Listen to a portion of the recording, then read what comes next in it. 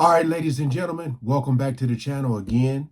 Appreciate all the love and support with you guys coming over. Apparently, there was more to the story of Capricorn Clark speaking out, her testimony, which just, I feel, and I see that a lot of people as well feel that she really, like, this was bad for Diddy. Really, really, really bad. But the video I watched, I should have checked and see if they talked about it more. But I'm watching this video here on the Breakfast Club where they're going to talk more about it. Because I think I might have missed something. But as you guys know, I can't show these videos. I only can play the audio. So I'm going to check this out and see what else I might have missed. But again, shout out to y'all. We ain't gonna waste no more time. Let's jump right into it. Man, yesterday, y'all, Diddy's team messed up with Capricorn Clark on the stand. Everybody said it. So Capricorn Clark, they went through a lot of things, and she was able to fill in context to a lot of things, and we'll get to that. But the biggest mess up for me was tell people who Capricorn Clark is. Capricorn Clark is a previous personal assistant of Diddy's. She also came back to work for Diddy as like a head of marketing of some sorts for Sean John. She's had a few different roles because she's worked for him off and on since like 2011. But yes, so she's on a stand. They're running through, like, you know, the Kid Cudi story, which she told a different story. The Suge Knight, which she tells a different story. The lie detector test. And then the defense, Diddy's team, is trying to make the point of, okay, like, all of this stuff happened, and you say that, you know, your experience allegedly was so gruesome, and, like, you know, you allege that you were kidnapped by gun and all these things. But let's go down the timeline of you wanting to work with Diddy again after all of these things. So you leave or you're terminated around, like, after 2012. She alleges that she was terminated because she finally took a vacation. They asked her, Diddy's team asked her, well, where were you on vacation? She's like, Now we know that they've complained about the hours, how long they had to work, and they really didn't get breaks like that. It's been a few people that testified to that, working long hours, not getting a lot of rest. And she finally goes and take a vacation and she gets fired. That's crazy. Was in the South of France with Rihanna, and they're like, okay, they're trying to paint the picture like you had a really good lifestyle, you just want that back, and you didn't get that back allegedly, and that's why you're here, and that's why you're doing all these things. And she's like, you know, they bring up an email to show that she was in conversations about being upset, that they were upset that she took this vacation. She says she gets back and she was terminated. Now, after this happens, she says that she was unable to find consistent good work at all. She's alleging that Diddy blackballed her. She says that at one point, she went and sat down in a meeting with Jimmy Iovine, who told her, like, look, this is supposed to be a meeting about allegedly supposed to be a meeting about a job opportunity, but I'm here to tell you to leave that Diddy stuff alone. Like, because she had came out and said, hey, this is what. And there it is, ladies and gentlemen. Do we need to watch anymore? I've talked about this in so many videos. And now you guys, I mean, for the people who may not understand, now y'all starting to see how powerful people can be. Like, think about all the people who may go to school for jobs like this as a assist, like, what do you call it? You know what those people go to school for, so they'll learn how to do certain things or whatever. And people who been singing since they was a kid and just all that stuff. This is what you are passionate about. This is what you want to do in life. And now you can't get a job because the person that you're working with or worked with, you know, you guys had such of a fallout that this person and his connections, he done gave everybody to tell them to give you the red light where it all stops here.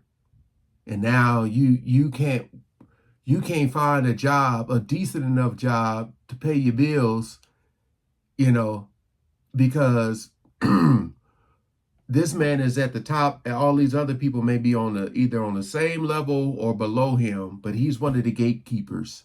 So now you're done. And I've talked about this. People getting blackballed, blacklisted, all that stuff. This is a perfect example right here, man. So she's probably like, well, I can't do anything, so I might have to go back. Yeah, hey. That's crazy.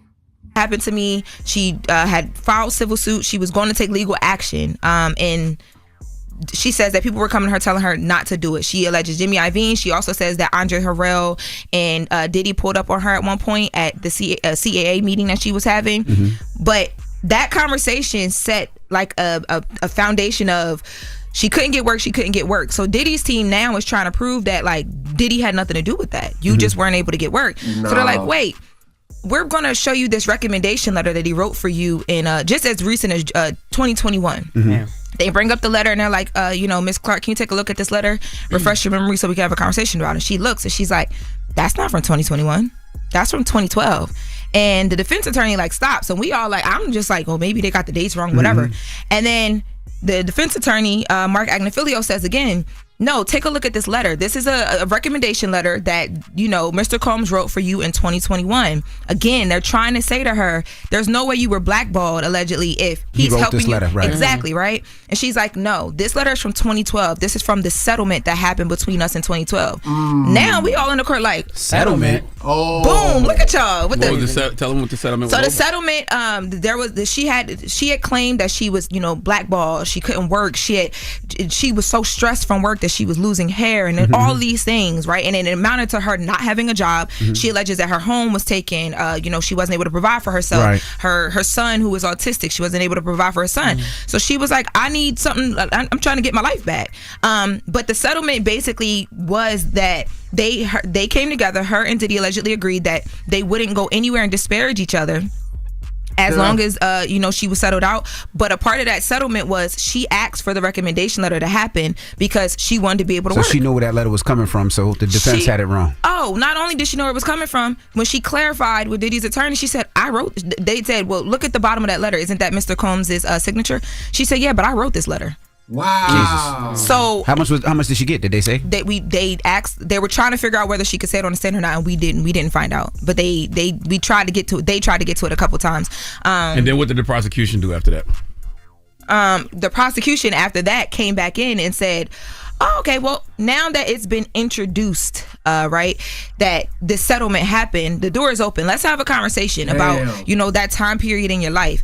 Oh my God, she was already breaking down because the defense was pushing and it worked to the prosecution's favor because she literally broke down. But the prosecutors are like, well, let's get into it because they also brought up this meeting that she had in April 2024. This is after the raids had happened and all that stuff, right? And the defense tried to make it seem like, again, this is you just trying to come back and work for Puff. And why would you do that? You're willing to stand beside him after all these things have happened, but you had these claims and all the settlement or whatever. Prosecution's like, please explain why you want to do that meeting. Y'all, when I tell y'all, she's bawling in tears and we're all just like, wow. She's like, look, I felt like basically it was better to be an ally than to be against him. I had come out, I made the claims that I made. We figured out this settlement. I went through so much since 2012 trying to get my life back. So when there was a conversation between my attorneys and the defense attorneys about coming back in April 2024, because basically they were trying to allegedly fix things. Like they wanted to figure out how they could restructure Diddy because everything was happening, the raids and all this stuff. So they wanted to use her as like, the defense says she suggested it.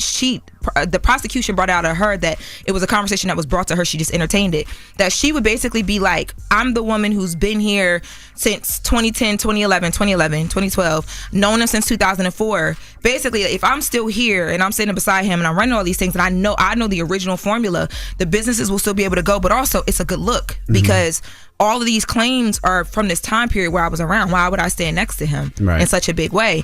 And she's like, I only entertained that because I wanted my life back. Like, I literally lost everything, allegedly. And like, man, she talked about... And in response to that referral letter that she wrote and Diddy signed, they wouldn't even have bought in the settlement if it wasn't for that, right? No. That wouldn't even have came up in court. Right? I don't know. You'd have never known that Diddy settled with her back then. The prosecution, even, it was mentioned like, they briefly were like mentioning the things and like kind of like there was so much that they were getting to because she was able to paint the picture of so many different things. But us being able to have the conversation about that recommendation letter, finding out that she wrote the letter, finding out that that was a part of the settlement, finding out that it was a part of the settlement because basically she was trying to make it where she could work again. All of that came because Diddy's attorney introduced it, and he thought that he was proving something recent, and it backfired. Then she started talking about even being able to Chris Lighty. She brought up Chris Lighty, right? But let me ask you a question. What part of the trial is that what he's charged with? Because it wasn't she part of the kidnapping, right? Because she didn't get to that yet. I didn't.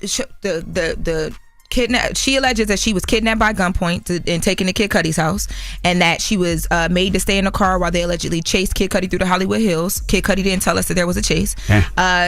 She alleges that she was overworked and underpaid, causing like physical change to her body and mental stress. She alleges that Diddy used his power to basically strip her of everything. Her home allegedly was being paid for by him. Her car, everything was taken from her the minute that she started complaining about things that she saw because she had witnessed the Diddy and Cassie physically get into it, and they tried to paint her as this like. Think about the people who haven't talked, who may have witnessed things.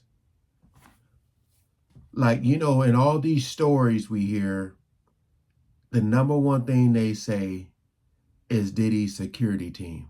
Security. Boy. If one of them flip on him, it will definitely be over. Definitely. Love struck. I had a crush on Diddy. I was jealous of Cassie, and she broke down crying, and she said, I wasn't jealous of Cassie.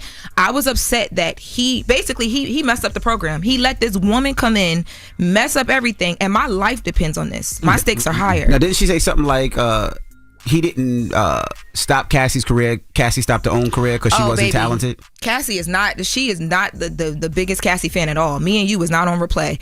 She basically said that she felt like Cassie was giving all of these resources and didn't deserve them because she got by and she sung a little bit. Like, you know, that was cute. But yeah, she said that, you know, she wasn't like she ain't no Whitney Houston. She wasn't a star. Yeah. I don't think Diddy ultimately wanted her to sing. He wanted her to just participate in freak-offs. You know, it was said that, you know, she would be so tired and her voice would be so messed up that she couldn't even go to the studio. So I honestly don't think he really wanted her to sing, to be honest with you. Because I do think that she did have talent, you know. It never progressed because we know what we know now. And think about that. If the Capricorn Clark did not like Cassie, think about that. That is huge. If she's not the biggest fan of her, but she's saying all this about Diddy, yeah. The whole world know that. That's how you know she's an honest witness. Yeah, definitely honest. And it wasn't hating. She was literally being honest. But that's the best Somebody honest because she's there for herself. Last question. You was mentioning Chris Lighty, and Yes. Chris Lighty died. And if you don't know who Chris Lighty is, Chris Lighty used to started a company with Mona Scott. Violator was the name of the company. They managed Missy, Busta Rhymes, 50 Cent at one time, Nori at one time, and a host of others. So what happened with Chris Lighty? She was talking about trying to get her life back and get a job when we were having a conversation about that recommendation letter. And they said she mentioned at one point she had gotten a job offer from Chris Lighty, and then like the day before she was about to start, day of, he died. And then she broke down crying again. How did he die? Boy, that was huge what I missed right there. Like I said, for the defense team to really drop the ball like that, I wonder what Diddy's reaction was to all of that. There's more people testifying as we speak. Wow, man, that was huge right there. That was some huge info. Again, appreciate y'all watching. Appreciate the Breakfast Club, Lauren, for covering this. Again, man, I'm just trying to keep myself in the know and try to follow this the best I can. You know, some of the things that I watch, they really talk really, you know, explicit, and I have to trim out so much. Even when I try to read articles, there's certain things I can't say. She does a really good job of talking in a way where I'm able to keep things in. Although it was a couple of words at the end where they talk about the Chris Lightly guy who they're saying that he took himself out, if you know what I mean. So I might have to trim out that S word. But I got more stuff to try to follow up on and try to see what else came out. So y'all stay tuned. Peace out.